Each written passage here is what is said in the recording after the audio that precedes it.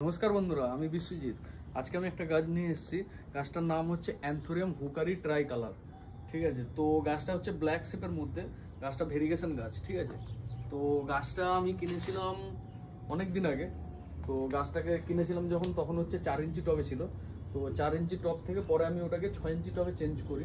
তো 6 ইঞ্চি পর টবে চেঞ্জ করার পরে আমি গত 2 বছর আগে এটাকে হচ্ছে আপনার 10 ইঞ্চি টবে রিপোর্টিং করি।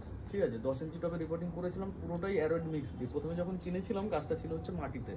ঠিক আছে, তো গাছটা আমি হচ্ছে পলিনেট করেছি। তো গাছটার ভেরিগেশন দেখুন, আর গাছটা কি সাইজ নিয়েছে দেখুন খালি।